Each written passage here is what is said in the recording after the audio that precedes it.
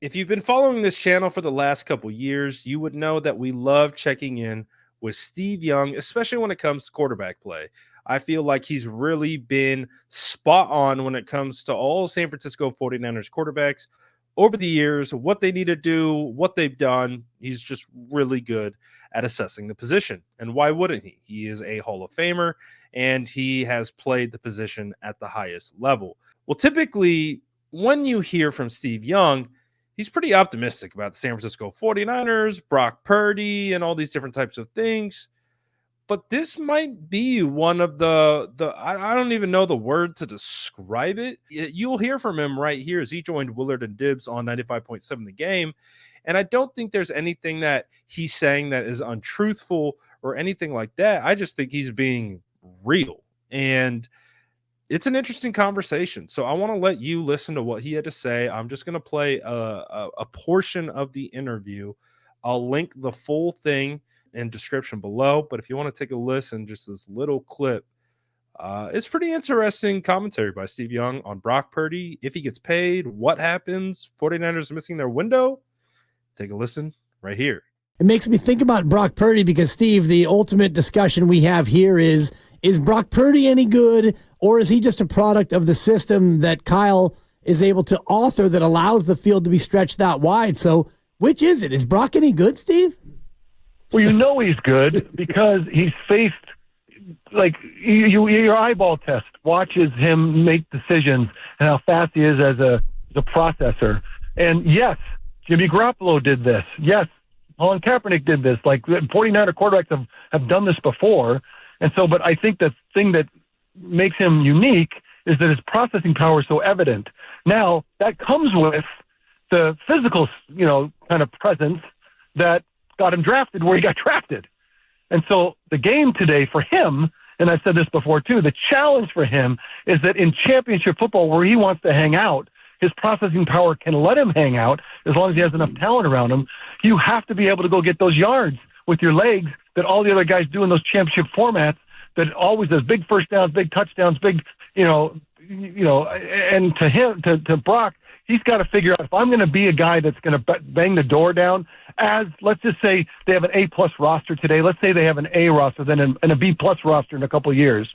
Can he be that guy that has that ability to go be that dynamic force that Josh Allen is, that Patrick Mahomes is? Because those are the guys that are going to win those championship games because the yards are there. I just told you that the field is bigger. You got to go take them. Dwight Clark Legacy Series in San Jose Thursday night. Steve Young is going to be there among a group of quarterbacks talking about leadership. More on that in just a second. And we do have a pair of tickets to give away after we chat with Steve. Steve, you just mentioned it. What if the roster goes from A-plus to A or even B-plus? Let's talk about that for a second. When Brock Purdy gets his contract, how does that change the dynamic of the team, and what do you think the roster looks like? Well, that's why you've got to think about, if you trade a superstar, but you can get a number one draft pick and then, you draft well, and now you've got a replacement. It's not as, because you got to go train people, but the teams that are successful transitioning into this kind of multi-generations the last 15 years, or even the last 10 years, have figured out a way to replace superstars with rookie contracts that get into the system really quick, and they're great. They can tutor people quickly, right? They get ingested into the system very fast. So that's why the 49ers are very bold about it, because of all the places in the league. Like, if I had a son that could play offense for the 49ers right now, I'm like, yes, because you're going to be whoever you are, you're going to be the best you can be. Like, it's like the Army, right? Back in the day. Like, you're going to find out how really good you are, because the best you'll ever be is in this system where they teach you so well and they deploy you so uniquely, and they have a system that's in place that, gets the most out of you. That's where they're going to be able to sustain Brock Purdy making $50 million a year, because they're going to have a bunch of rookies that you don't know today. So they're going to hopefully be the guys that can take you to a Super Bowl on a rookie in the first 4 years of their rookie contract that are not the names that you see today. If you think the names that you see today, plus Brock Purdy being paid, are going to go to the Super Bowl in a couple of years, that's impossible. So that's impossible. So just get ready for a new name, a number for a first or second round draft, or even a third or fourth that's possible, that are going to be on a rookie contract that can take you the distance because of the coaching staff, because of how they develop and how John runs the program and how Jed owns it. I mean, they got a great thing going, and I think that they can turn it over and keep great talent coming in. Okay, so how much pressure then is on this year? Well, the most pressure was last year, right? Because last year the Rams are down, the whole division's down, Seahawks are down, the Cardinals are way down. You know, in the playoffs, you play a Packer team that's been middling the whole time. You got an upstart Lions squad. You're like, that's how we get to the Super Bowl, and then you play a down year Chiefs team. Like, of all the times that you're set up to do it, that was it. But since the Ravens at Christmas, we did not. I mean, we just weren't the same. And you know, we held Patrick Mahomes to 19 points. You could have told me, look, Patrick Mahomes won't score 3 touchdowns. We're not going to win that game.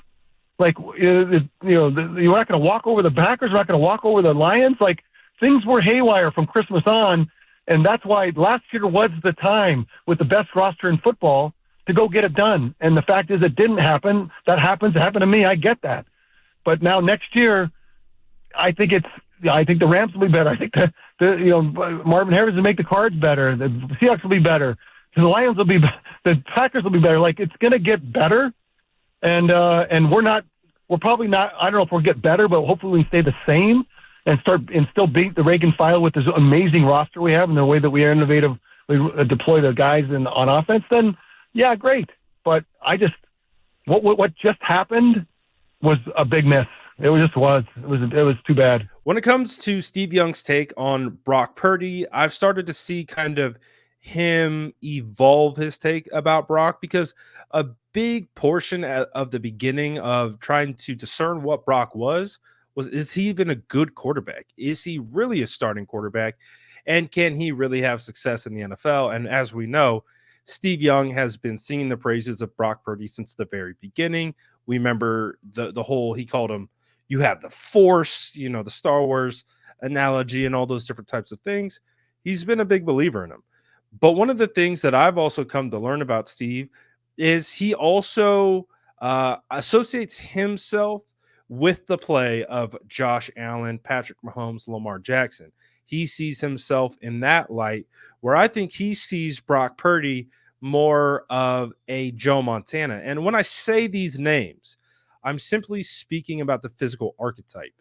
And when you hear him talk about Brock now and the potential of paying Brock $50 million a year and what that means for the roster, he's as blunt as can be. He's like, the guys that are here now won't be here now when Brock Purdy gets paid.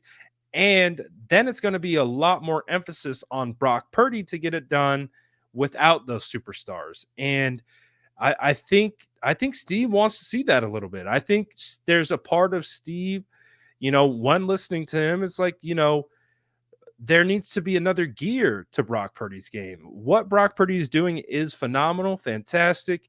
He's done some great things. But in order to get paid like that and sustain a winner, there's another gear that you have to go to almost as a quarterback, and he elicits the big, fast, strong quarterbacks in the NFL. And I know based on the last debates over the past couple of weeks, a lot of people don't necessarily subscribe to you have to be big, fast, strong to be an elite quarterback, because Brock Purdy has had so much success early on in his career. It's just kind of fascinating to listen to Steve just kind of like be real. That's the only way that I could kind of describe it. Like, he just is giving, this is how I feel about this situation. And when Brock Purdy gets paid, there's going to be some big changes, and there's going to be a lot of people who are currently built around him that won't be here, and it will be rookies, and it will be, cheaper veterans and things like that. So obviously we're a ways away from crossing that bridge. That situation will come next season, or next offseason, I should say.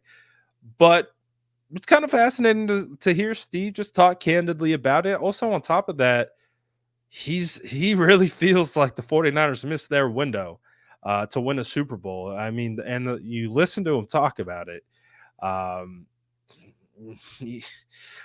Yeah.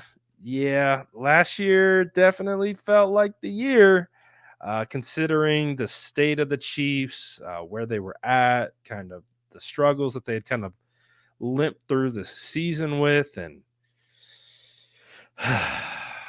I would say this is the most real Steve Young has ever been. And not to say that, like, I don't think Steve's being negative. I don't think he's being again, I don't think pessimistic is the right word. He's just being real. And this is how he views the situation. But I'm really curious because Steve has been one of the main guys carrying the torch for Brock. And I'm just curious to see how you guys feel about what he had to say about Brock getting paid and kind of the 49ers potentially missing their window. But you guys let me know how you feel about this. And again, you can watch the whole interview in the link description below.